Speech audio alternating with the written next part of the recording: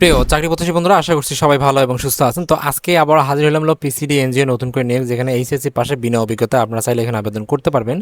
তো এখানে কিভাবে আবেদন করবেন, আবেদনের প্রসেস, ডকুমেন্ট এবং কোন কোন বিষয়গুলো আপনাকে নজর রাখতে হবে, সবগুলো বিষয় আজকে আমার এই ভিডিওর মধ্যে আপনাদেরকে দেখিয়ে দেওয়ার সর্বোচ্চ চেষ্টা করবো। তাহলে চলুন শুরু করি। আমাদের আজকের যে নিয়োগটা আছে সেই নিয়োগটা একটু যেটা দেখবো, বুঝবো এবং আবেদন করার প্রসেসটা যেটা আছে সেটা আপনাদেরকে সর্বোচ্চ বোঝানোর চেষ্টা করবো। ওকে, এটা হচ্ছে আমাদের যে নিয়োগটা, সেটা হচ্ছে programme for community development PCD এবং নিয়োগ বিজ্ঞপ্তি। তারা এখানে বলছে যে সহকারী যে পরিচালক আছে, এটা পরিচালক মাইক্রো ফাইন্যান্স। তো তারা এখানে বেতন সাপেক্ষে তারা ধরছে হলো এখানে আপনার প্রায় 1 লাখ টাকার উপরে পাবেন আপনি। এখানে অন্যান্য যে বিষয় আছে সেগুলো উল্লেখ করেনি, তবে এটা আলোচনা সাপেক্ষে রাখছে তারা।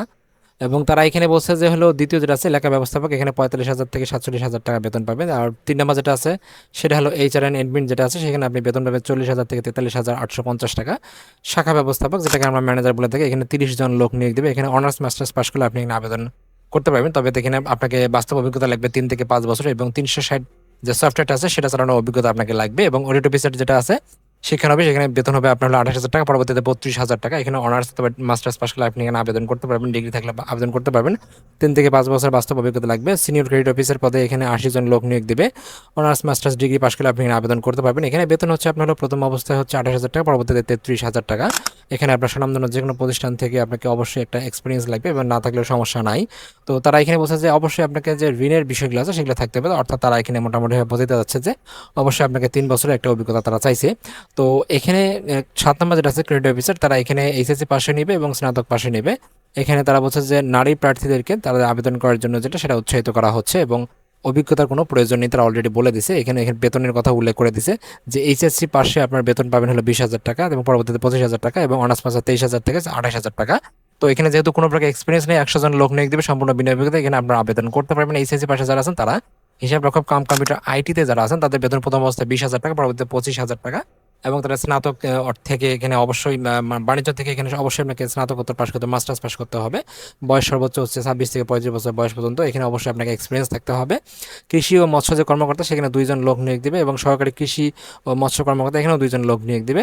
তারা এখানে 2টা পদ এনেছে, ডিপ্লোমা একটা হচ্ছে আর একটা হলো অ্যাগ্রো। তো এখানে তারা সর্বোচ্চ বয়স 25 থেকে 45 বছর বয়স পর্যন্ত। এখানে 3 বছরের বাস্তব অভিজ্ঞতা তারা চাইছে।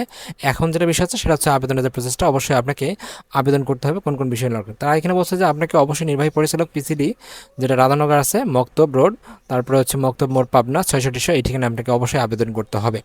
এবং তারা এখানে কি কি বিষয়ের কথা বলছে, তারা এখানে বলছে যে আপনার স্বহস্তে পূর্ণাঙ্গ জীবন বৃত্তান্ত এবং মোবাইল নাম্বার সহ। এখানে তারা বলছে যে স্বহস্তে পূর্ণাঙ্গ জীবন বৃত্তান্ত, আপনাকে জীবন বৃত্তান্ত যেটা আছে অবশ্যই সেটা হাতে লিখতে হবে এবং আবেদনপত্র যেটা আছে সেটা আপনাকে হাতে লিখতে হবে। লেখার পরে আপনাকে যে ডকুমেন্টগুলোর কথা বলবো সেগুলো সহ আপনাকে অবশ্যই পোস্ট করতে হবে, কোন কোন ডকুমেন্টগুলো সহ। সর্বপ্রথম যে বিষয় আছে সেটা অবশ্যই আপনাকে আবেদনপত্র নির্বাহী পরিচালক বরাবর আবেদন যে বিষয়গুলো সেটা তো লিখবেনই।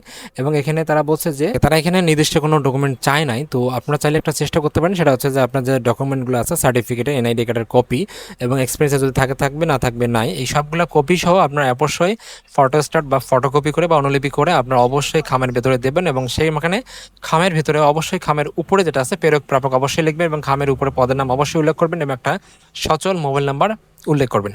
তো এই ছিল আসলে মূলত নিয়োগটা। আপনার চাইলে এখানে আবেদন করতে পারেন এবং সিভিতে অবশ্যই রেফারেন্স দেওয়ার সর্বোচ্চ চেষ্টা করবেন।